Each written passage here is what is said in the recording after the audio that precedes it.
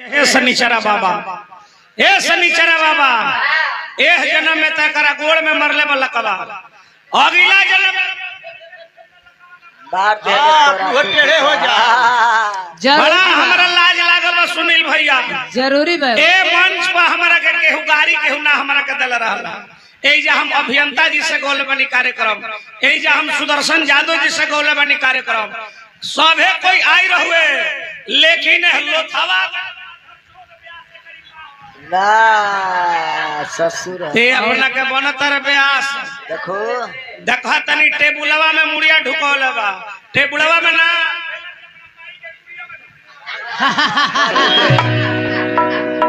हे शनिचरा बाबा, बहुत फालतू बात। इज्जत तू ही रखा, इज्जत तू ही रखा। पहले बुढ़वा के बहन चोदे दो, उसके बाद इनकर बहन के चोदो। पहले बुढ़वा के बहन के चोदे दो।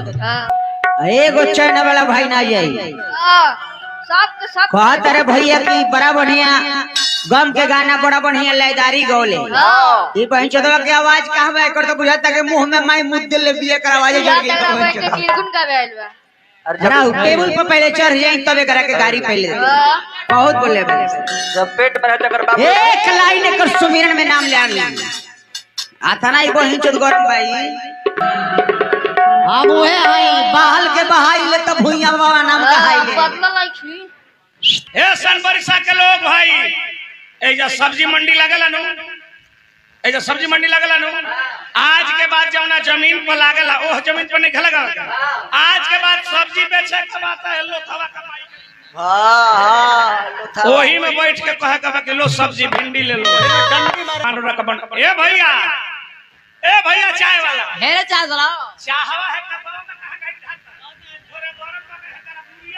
अरे राम हो राम पिए ले चुट्टू चुट्टू जहां डलबन उत लगे करे चुक चुको चुको अरे जाए बाप रे बाप। आई कहता जे हमार गाना अजीत हलचल गावेला। अरे तारी गाड़ी देता तो अरे अते कहता रे जे अजीत हलचल धोबी हमें। अरे रे अरे हलखोर के लिए अरे तोरा ते कहता रे इहे हाल बा। आई ई कहता जे अजीत हलचल हमारा के हैं कोइले त गावे बजावे सिखानी। अरे डमड़ा ए रहे के घर नहीं खाए बारे तोरा आई अजीत हलचल के रखा था अब तब तोरा लाज निखरे निखरे हमारा कहता जे कादो हम गाई लेनु तो कादो बुझाला जे मन बूढ़ा के फुआ का तो भागल पड़ी। हां हम गाई अब देखी और कहता जे 1.5 पना बात यही बोलले बा, 1.5 पना बात यही बोलले बा। हाय कहता जे बूढ़ा बहिनी अपन घरे नहीं रखले ना, हम नहीं रखले, ई हमनी का संस्कार ना हो। हमनी के बहन जब सियान हो जाली तो दूसरा जगह हमनी के शादी कर दी ले जा, लेकिन अपन बहन दूसरा के लगे बियाह ना करे ना, ई अपन ला अरे जाए देखो अरे जोरे ससुर दांत जम जाई कुछ लगता रे बोले रवा कहता कि बाप रे रुक बड़कते भई बड़े व्यस्त हम तोरा के बता देता है आ का कइले बा 1 घंटा पौन घंटा गौले बा खाली माई बहन दादी के गड़ियोले बा जैसे एकर मतारी के दूर ना खाली गारे से हो गए पेशाबो कइले तो ओहे माई निकले लाओ माई नट बोल खुलल एकर माई के बूर में प्लास्टर हो गेल बा। चला याला गरियावा याला अगिला ब्याह जैसे चलता ओ तरह गाड़ी दिहला जेकरा के मर मजाक कहला उड़ा दियाला डायरेक्ट केहू के माई बहन के गाड़ी ना दिहला। आई चोदनी के साथ हमेशा गरियावा तकरी मां की चोदो हर तरह के पाक से पाक ना धोवाला तब ध्यान दे इनकर माई ढेर उम्र के हो गईली बेचारी बुढ़िया के झाट उठ सब पाक गई हो मैं ओकर पूर में बीजे भरल बा खाली गाड़ी। एक दिन बूढ़ा भाई से कहनी के बूढ़ा भाई एगो बात कही हमरा माई के मारला ढेर दिन हो गई आ तोरा बाबूजी के मारला ढेर दिन हो गई आ तोहर माई जियते बाड़ी हमार पापा जियते बाड़ी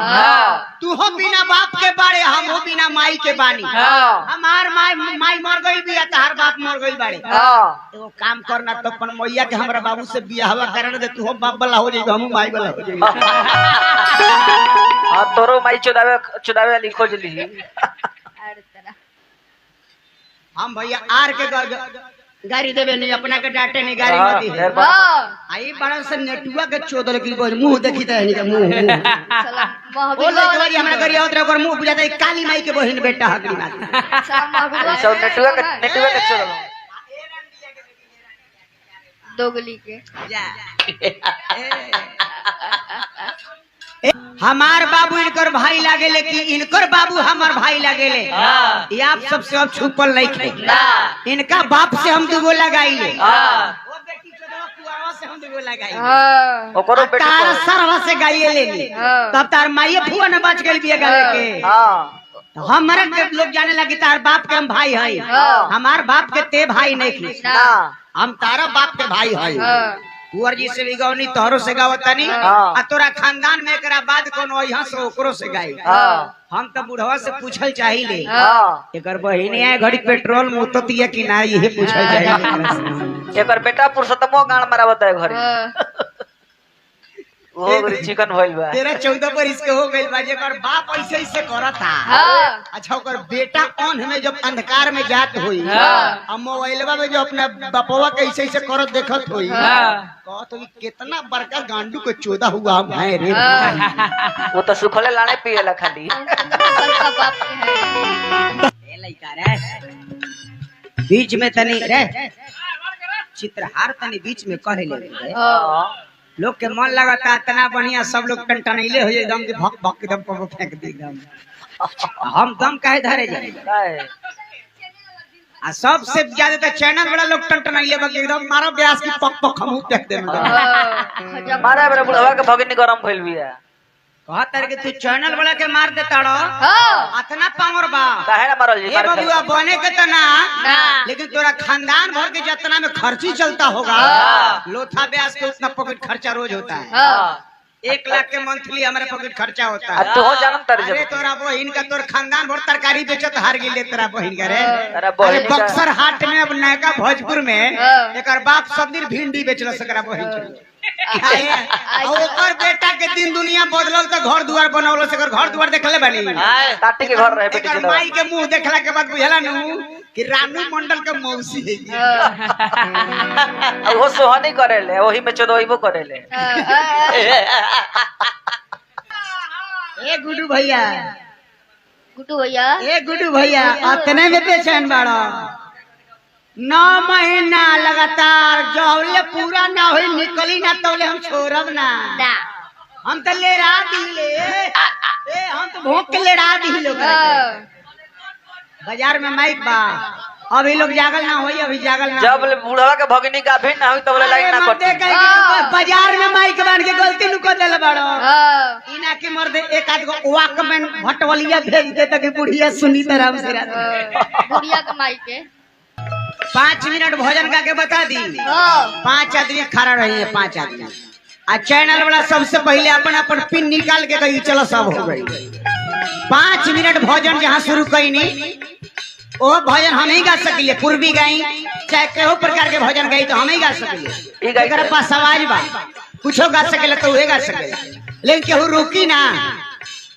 काहे के जमाने हुए बा आतना बेरा ले नेताजी जब 1000 रुपया बांटस तो इतना देर लोग ना रुकी रात भर के रुकी 1000 रुपया खातिर केहू रुक सकेला